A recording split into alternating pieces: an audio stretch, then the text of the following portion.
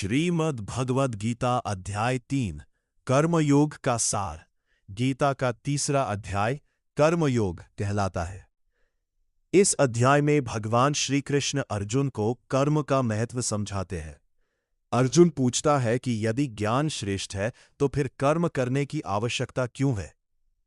तब श्री कृष्ण बताते हैं कि कोई भी मनुष्य एक क्षण भी बिना कर्म किए नहीं रह सकता।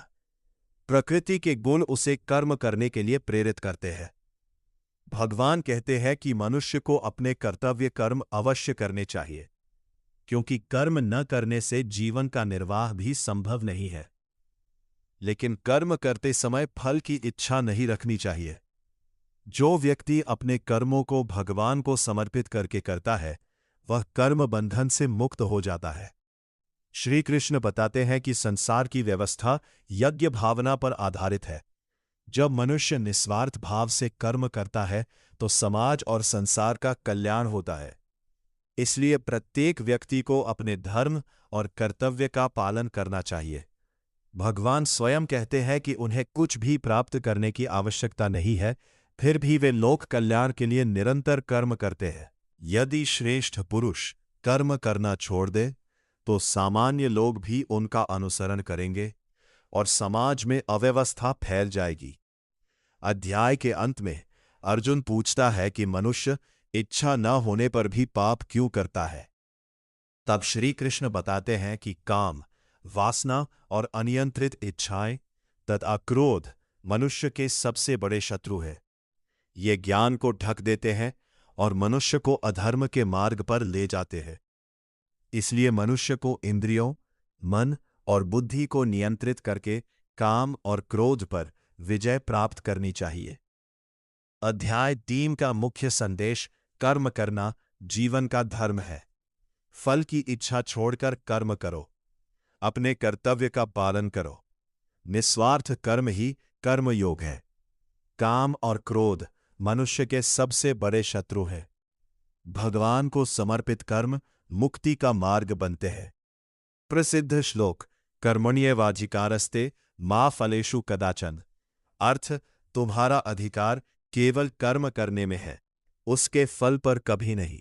गीता अध्याय 3 कर्मयोग का विस्तृत सार। आगे भगवान श्री कृष्ण अर्जुन से कहते हैं कि केवल कर्मों का त्याग कर देने से कोई मनुष्य सिद्धि प्राप्त नहीं कर सकता। जो व्यक्ति बाहर से इंद्रियों को रोक लेता है लेकिन मन में विषयों का चिंतन करता रहता है, वह मिथ्याचारी कहलाता है। इसके विपरीत जो व्यक्ति मन को नियंत्रित करके निस्वार्थ भाव से अपने कर्तव्य का पालन करता है, वही श्रेष्ठ है। श्री कृष्ण बताते हैं कि सृष्टि के आरंभ में भगवान ने मनुष्यों को यज्ञ की भावना के साथ कर्म करने का उपदेश दिया था। यज्ञ का अर्थ केवल अग्नि में आहुति देना नहीं है, बल्कि अपने कर्मों को ईश्वर और समाज के कल्याण के लिए समर्पित करना भी है। जब मनुष्य निस्वार्थ कर्म करता है, तब प्रकृति भी उसका साथ देती है और जीवन में संतुलन बना रहता है। भगवान अर्जुन को समझाते हैं कि प्रत्येक व्यक्ति को अपने स्वभाव और कर्तव्य के अनुसार कार्य करना चाहिए। दूसरे के धर्म को अपनाने से अच्छा है कि मनुष्य अपने धर्म का पालन करे, चाहे उसमें कुछ कठिनाइयां ही क्यों न हो। स्वधर्म का महत्व। श्रेयान् स्वधर्मो विगुणः परधर्मात् स्वनुष्ठितात्। अर्थ, दूसरे के धर्म को अच्छी तरह निभाने से बेहतर है कि मनुष्य अपने धर्म का पालन करे, भले ही उसमें कुछ कमियां हो। श्री कृष्ण आगे बताते हैं कि कामना से उत्पन्न क्रोध मनुष्य का सबसे बड़ा शत्रु है। जब इच्छाएं पूरी नहीं होती तो क्रोध उत्पन्न होता है। क्रोध से विवेक नष्ट हो जाता है और मनुष्य सही गलत का भेद भूल जाता है। इसलिए सबसे पहले इंद्रियों को वश में करना चाहिए। इंद्रियां शरीर से श्रेष्ठ हैं, मन इंद्रियों से श्रेष्ठ है, बुद्धि मन से श्रेष्ठ है और आत्मा बुद्धि से भी श्रेष्ठ है।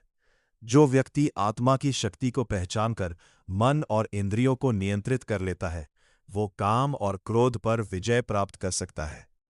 अध्याय 3 की सीख। कर्म से भागो मत, उसे भगवान को समर्पित करो। फल की चिंता छोड़कर कर्तव्य निभाओ। अपने धर्म और जिम्मेदारियों का पालन करो। काम, क्रोध और लोभ से बचो। निस्वार्थ कर्म ही सच्चा कर्मयोग है। कर्मयोगी व्यक्ति संसार में रहते हुए भी मुक्त रहता है। हमारे चैनल को सब्सक्राइब करें और भक्ति से जुड़े।